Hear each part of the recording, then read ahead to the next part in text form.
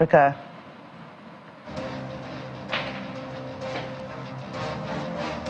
Missiles and drones attack Ukraine as Africa peace mission arrives in the country.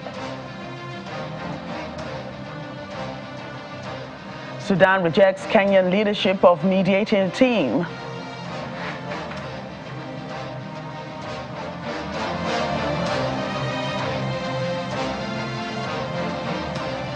And ICC to probe new war crimes allegations in Democratic Republic of Congo.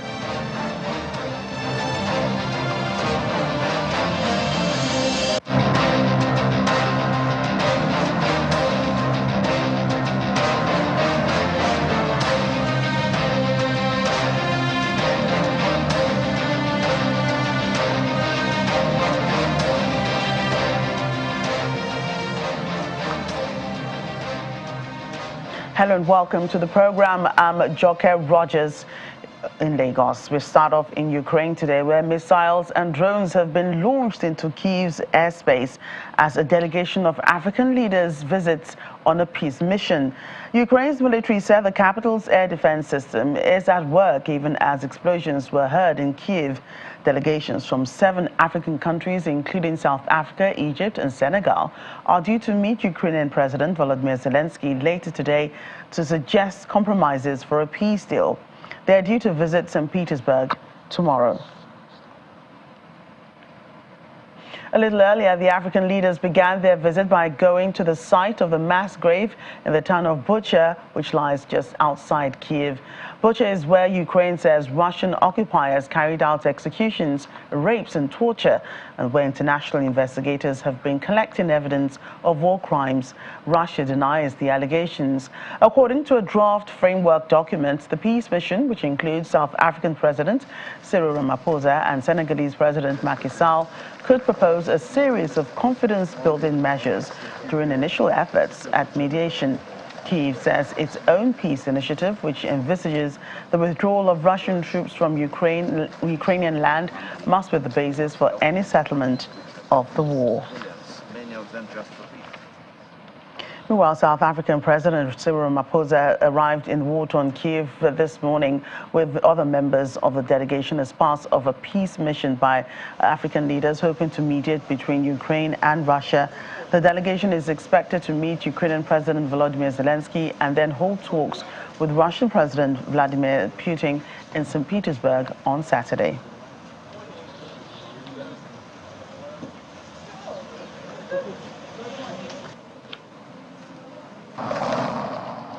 Well, the African leaders are hoping to mediate in the crisis between Ukraine and Russia entered a hotel to use its air raid shelter when at least 2 explosions rocked the Ukrainian capital. The African peace mission could propose a series of confidence-building measures during initial efforts at mediation, according to a draft framework document.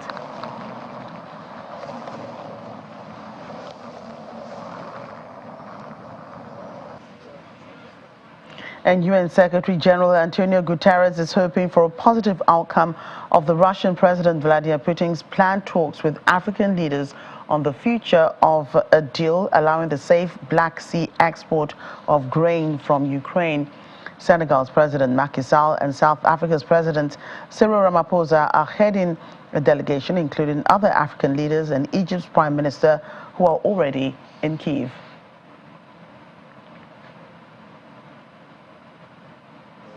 Of course, I hope that in the conversations between President Putin and the African leaders, there is a positive outcome in relation to the Black Sea Initiative, as well as in relation to the efforts that we are making for the exports of Russian food and fertilizers. It's not for me to define what they will achieve. I think it's important to underline that this is an important initiative based on the goodwill of a number of meaningful countries. Well, the African leaders' peace mission to mediate in the Russia-Ukraine war got off to a sticky start as the South African President Cyril Ramaphosa arrived in Warsaw, Poland. The Presidential Security or Protection Team, as well as a group of journalists, were detained at the Chopin airport and restricted to the plane with which they came over documentation issues, apparently. The presidential head of protection was said to have been strip-searched initially. Meanwhile, President Ramaphosa had gone ahead to meet with the Polish leader, Andrzej Duda, and later left by train to meet the Ukrainian leader.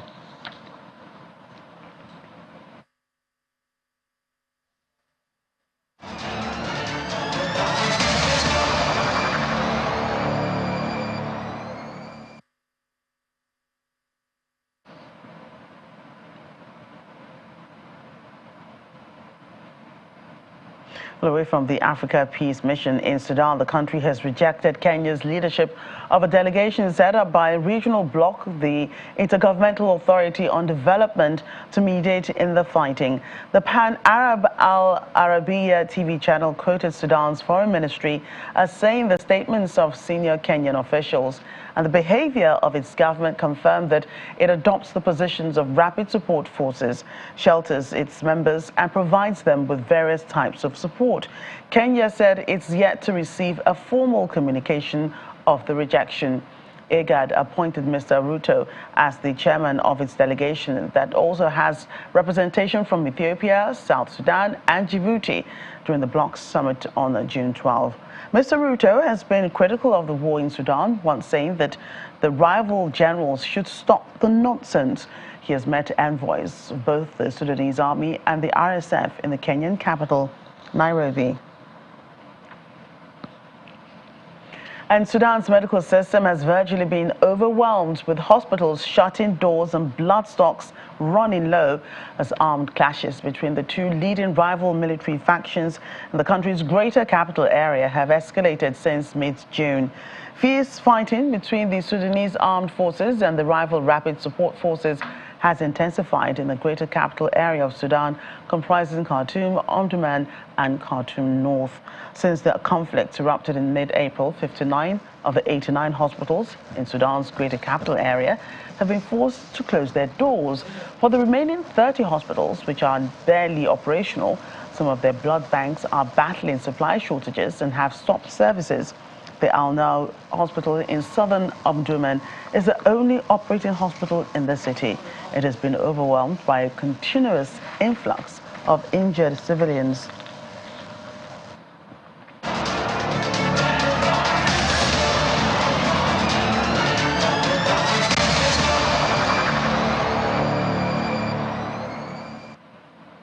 Elsewhere now, the International Criminal Court, the ICC, says it will look into allegations of war crimes by armed groups in the east of the Democratic Republic of Congo. This comes as several weeks after the Congolese government made a new formal referral to the ICC over violence involving M23 rebels that has displaced approximately 1 million people in North Kivu province. President Felix Tshisekedi, as well as UN investigators, have accused Rwanda of backing the group, which relaunched a rebellion there in late 2021. The Kigali government denies this. Well, let's get more on all of this, and we're being joined on the program by African Affairs analyst Okwe Opala. Glad to have you again on the program. Always my pleasure. Thank you for having me. So, missiles were landing with the African Peace Mission arriving in Kiev as well. What does this suggest to you? Well, it's an attempt to try to broker peace. The war in Ukraine has impacted Africa so much. It has brought hunger, especially with the food inflation that is all over Africa. And a leader like South African president has positioned himself as neutral between the contestation between Russia and Ukraine. Remember that when they voted to condemn Russia, he abstained. Even when International Criminal Court indicted the Russian leader, Putin. He has been trying to see how he will bring Putin to Africa, to South Africa for the summit that is going to hold later in the year. So he has positioned himself as a neutral person, and therefore he's beginning to think that, oh, that positioning may help him to broker peace, especially because of the impact of the war on Africa. Remember the blockade of the Black Sea that made grains and fertilizer not to reach Africa, caused food inflation, and then many other problems. So I think that it's in the light of that the African leaders and the officials want to see if they can broker some peace, make some arrangement that will lead to at least, because especially in the light of Russia threatening to even cancel the deal that will allow food and grains to pass through Africa. So that threat may have aroused them to say, okay, let's see what we can do to make sure that this threat is not implemented, that food continue to come, and the inflation that happened at the last year because of that blockade before the deal, to allow food pass through Black Sea, that it is not blocked again. So I think it's in the light of that arrangement that this arrangement to make a visit both to Kiev and to Putin to know if there will be a peace, at least to be able for the grain to continue to come to Africa. And yes, we're talking now about the missiles that were landing in Kiev as the African leaders also arrived. Ukraine calls this a message from Russia. Could Russia be opposed to this visit, and could Ukraine have a reason not to welcome it? You see, the mission is difficult from day one. In fact, because both sides are very suspicious of each other. And indeed, anybody that comes close to Russia, Ukraine will view him with suspicion. The same way, anybody that... So, even though Ukraine has said that is an indication that Russia wants more war and not peace, I believe that, well, they are trying to negotiate from position of strength. Russia is trying to say, look, we are strong enough, because already there are conditions they are putting on the table. For instance, I mean, they are proposing that Russia should pull back their troops and also to remove tactical weapons from Belarus. These are what they are demanding, that they are putting on the table. And Russia may not like that, and they may want to show strength. They are also demanding that Putin should be, the arrest warrant issued by International Criminal Court for Putin should be withdrawn, and also the West should relax the sanctions on Russia. These are what they are putting on the table as beginning negotiation. And you know, even if there will be negotiation, both sides will want to show that, look, we are not going to make.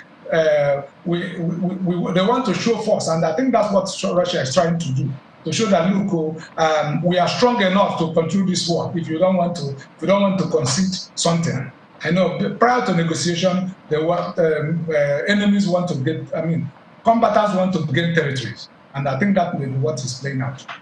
Right. It's obvious, you know, who the warring sides are: Russia and Ukraine. We've also seen the obvious sides trying to mediate in this crisis. We've seen the US, we've been seeing Saudi Arabia, and now leaders from Africa are here. But is there a possibility that any other person or groups of persons, you know, besides Russia and Ukraine, have access to firing positions, or is there a possibility that some other people are opposed to any talk at all to end this crisis? Well, I personally, it's possible, but I don't really think so. My own thinking is that it's likely that it's Russia that is trying to show that they have capacity to continue this war.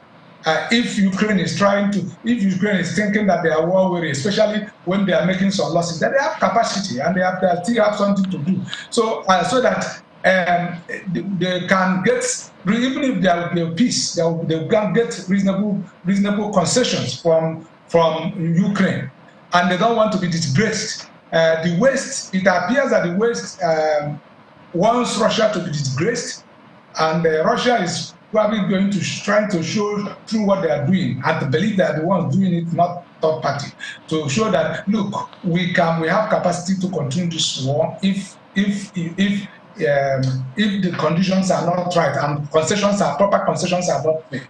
So I don't think it is a third party that is doing it, but it's a difficult mission.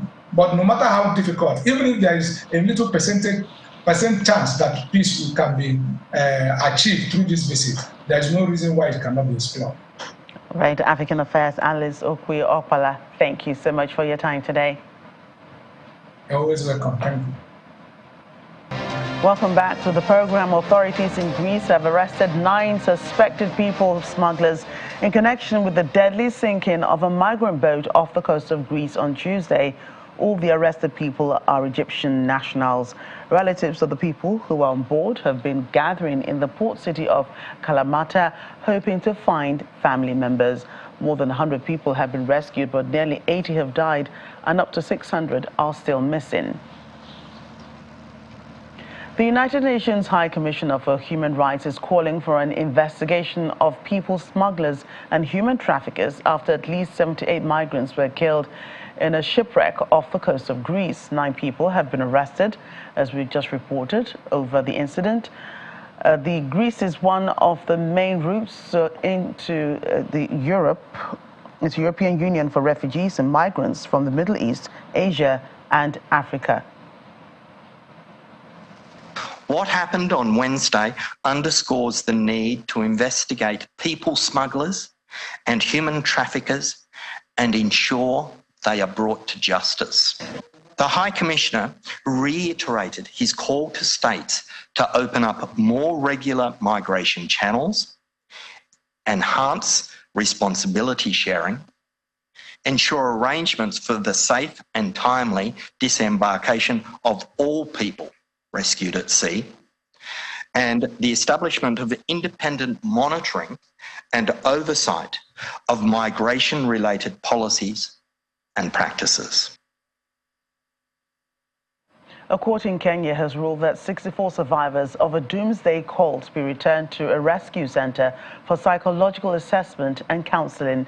They are due to be charged with attempted suicide, which is classified as a crime in Kenya. However, one female court member was sent to prison for being uncooperative and declaring she would continue to refuse food. The survivors were allegedly told by their cult leader to starve themselves to death in order to get to heaven more quickly. More than 300 bodies have been exhumed from shallow graves in a remote forest about 2 hours' drive from the coast. Over 600 others are missing. The main government-funded human rights body has called for the state to drop the attempted suicide charges against the survivors.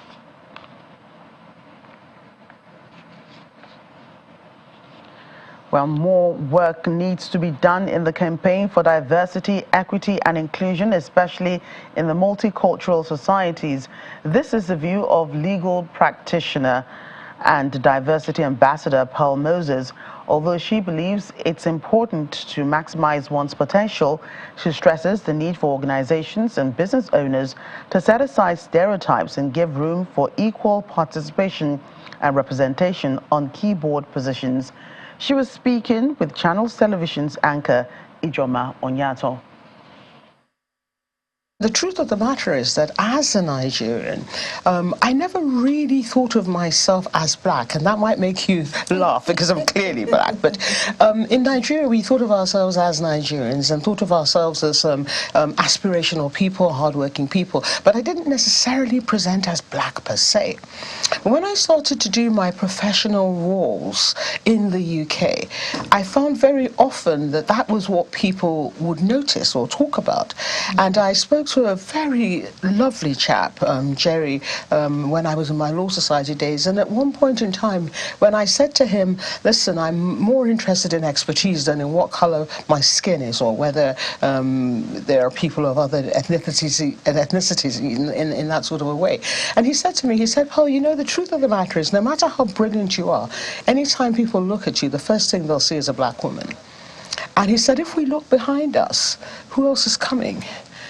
And, you know, his words kept on ringing in my head. And after a while, I started paying attention. I'd be in certain rooms. I'd see, you're the only person of color in this space.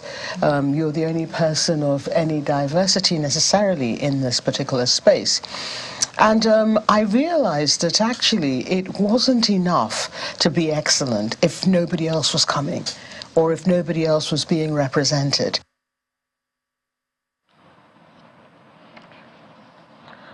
Well, to catch the full interview with Pearl Moses, do watch Diaspora Network on Saturday at 7:30 p.m. The 2 weeks before Eid al-Adha, when Muslim families traditionally slaughter a ram, are usually busy for Senegalese livestock breeders. But a recent spate of deadly political protests in the West African nation has frightened wholesale buyers and breeders, creating a slump at a regional livestock market. The unrest, in which at least 16 people were killed and hundreds injured, saw the destruction of businesses, including temporary stalls and pens that livestock traders had set up around the capital, Dakar, in anticipation of the bustling trade period. Dakar Jolov, a major regional livestock trading hub around 260 kilometers north of Dakar, herders say they were also targeted. Omar Jumel says he was among many herders who had decided not to take their livestock to the capital at all this year as a result.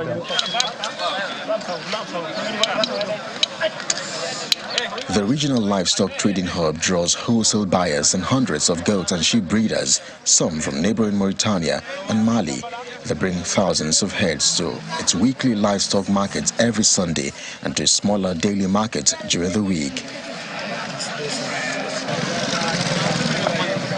During the Eid al-Adha period, known locally as Tabaski, some bring their animals to the capital to be closer to buyers, but the recent violence has deterred them. However, a spokesman for Senegal's Interior Ministry says calm has since returned to the capital and business activities are resuming. Well, staying with that country, Senegalese wrestling, or lamb, evolved from a post-harvest pastime to the country's national sport. Anchored in ancestral war rituals, it blends physical combat and acrobatics with victory marked by an opponent's back meeting the ground. Uzumi discovered the style during a trip to Senegal with Japan's aid agency in 2017. Similar cultures of hospitality known as teranga in Senegal and omotenashi in Japan captivated him also. In a dusty alleyway surrounded by brick buildings, Japanese wrestler Shogo Uzumi lies face first in the Senegalese sand after having been thrown in the air by an oversized opponent.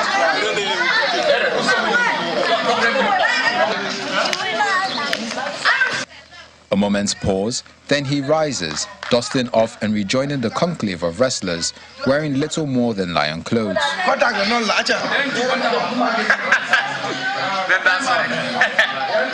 Zomi left Tokyo behind and is now committed to mastering Senegalese wrestling and imparting his knowledge of the Olympic wrestling styles on those willing to learn. Every time I practice, I feel myself getting stronger. I feel a lot of joy and growth. Since relocating to Senegal full-time in 2022, Zomi has taken up residence with a community of wrestlers in Thies, Senegal's third largest city. He has also set up an academy of 36 students who he is helping prepare for the 2026 Youth Olympics.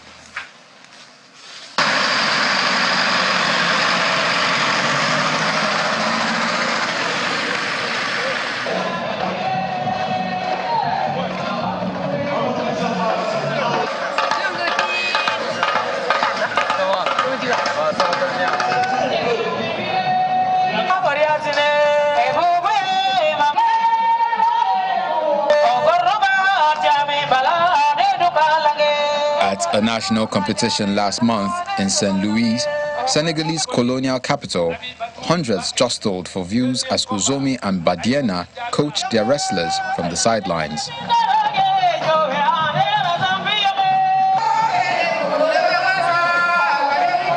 One of their students even went home with a silver medal in her weight class.